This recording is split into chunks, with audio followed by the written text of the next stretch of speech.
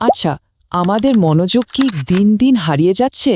এই ডিজিটাল যুগে যেখানে চারদিক থেকে খালি নোটিফিকেশন আর আপডেট, সেখানে কোনো একটা কাজে মন দেওয়াটা তো প্রায় অসম্ভব হয়ে দাঁড়িয়েছে। চলুন আজ আমরা সেই মনোযোগটাকেই ফিরিয়ে আনার একটা উপায় খুঁজে বের করি। শুরুতেই একটা বেশ অবাক করার মতো তথ্য দিই, কেমন? আচ্ছা, যারা আমাদের জন্য এই স্মার্টফোন বা সোশ্যাল মিডিয়া প্ল্যাটফর্মগুলো ডিজাইন করেছেন, তারা নিজেরা কিন্তু তাদের ছেলেমেয়েদের এগুলোর ব্যবহার খুব কঠোরভাবে নিয়ন্ত্রণ করেন। ব্যাপারটা একবার ভেবে দেখুন তো, যারা এই টেকনোলজিগুলো বানাচ্ছেন তারাই নিজেদের সন্তানদের এর থেকে দূরে রাখছেন। যেমন ধরুন মার্ক জাকারবার্গ, তার ছেলেমেয়েরা ফেসবুক ব্যবহার করে না। স্টিভ জবস, যিনি আইপ্যাড তৈরি করলেন, তিনি নিজের সন্তানদের হাতে আইপ্যাড দেননি।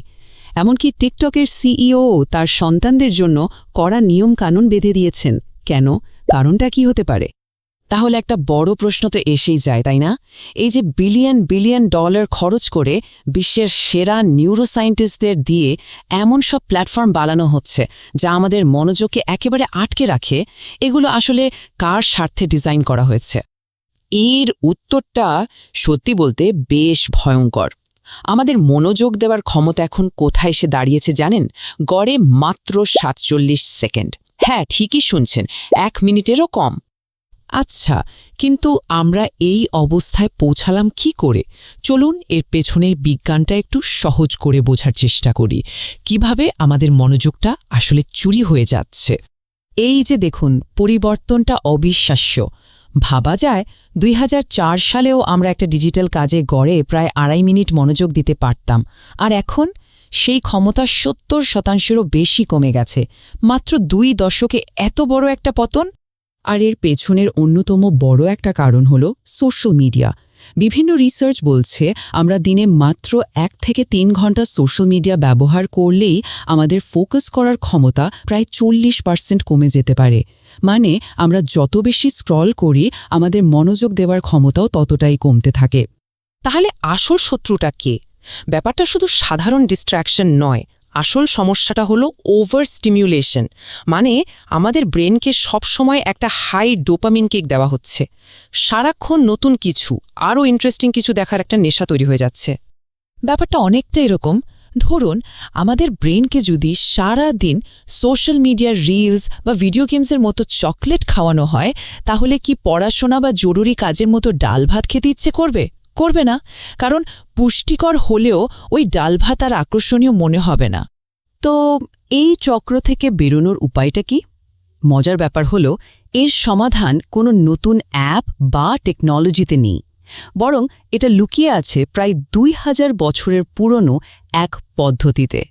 একটা উপায় যা আমাদের ফিয়ার্স ফোকাস বা তীব্র মনোযোগ ফিরে পেতে সাহায্য করতে পারে।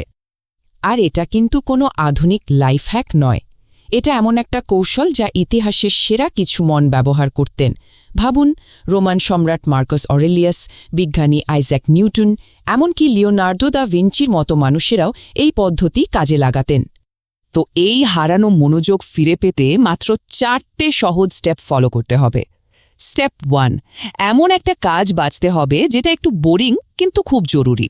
স্টেপ ২, দিনের এমন একটা সময় বেছে নিতে হবে যখন আমাদের এনার্জি লেভেল একদম তুঙ্গে থাকে। স্টেপ ৩, নিজের কাজের জায়গা থেকে ফোন সহ সব ধরনের ডিস্ট্র্যাকশনকে সরিয়ে ফেলতে হবে, ঠিক যেমন আমরা পরীক্ষার আগে করতাম। আর ফাইনালি স্টেপ ৪, কোনো রকম ব্রেক ছাড়া টানা ২৫ মিনিট শুধু ওই একটা কাজেই ফোকাস করতে হবে। এই পুরো প্রসেসের সবচেয়ে জরুরি নিয়মটা হলো ওই ২৫ মিনিট। কোনো ইন্টারাপশন চলবে না। কাজটা বোরিং লাগলেও বা কোথাও আটকে গেলেও ফোন চেক করা যাবে না। এই প্র্যাকটিসটাই আমাদের ব্রেনকে নতুন করে ফোকাস করতে শেখাবে। দেখুন, এই যুগে যেখানে সবার অ্যাটেনশন স্প্যান কমে আসছে, সেখানে ডিপ ফোকাস করতে পারার ক্ষমতাটা কিন্তু একটা সুপার পাওয়ারের চেয়ে কম কিছু না, আর এর সুবিধাও অনেক। আমরা অনেকেই মনে করি যে মাল্টিটাস্কিং করলে বোধহয় কাজ তাড়াতাড়ি হয়, কিন্তু রিসার্চ বলছে একদম উল্টো কথা। যখনই আমরা ব্রেনের ওপর চাপ দিয়ে একাধিক কাজ একসাথে করতে যাই, আমাদের প্রোডাক্টিভিটি আসলেই ৪০% কমে যায়। তার মানে একবারে একটা কাজ করাই সবচেয়ে এফিশিয়েন্ট উপায়। এর আরেকটা দারুণ দিকও আছে। বিখ্যাত সাইকোলজিস্ট মিহালি চিকসেনমিহাই বলেন, আমাদের জীবনের সেরা মুহূর্তগুলো কিন্তু আরাম করে বসে থাকার সময়গুলো নয়। সেরা মুহূর্তগুলো তখনই আসে যখন আমরা কোনো কঠিন কিন্তু গুরুত্বপূর্ণ কাজে এতটাই ডুবে যাই যে সময়ের খেয়াল থাকে না।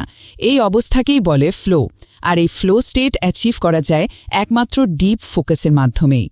সুতরাং ডিপ ফোকাস মানে শুধু প্রোডাক্টিভিটি বাড়ানো নয়, এর মাধ্যমে আমরা দ্রুত শিখতে পারি, আমাদের কাজের কোয়ালিটি ভালো হয়, আর সব মিলে আমাদের আর্থিক এবং মানসিক দুই দিকেই উন্নতি হয়।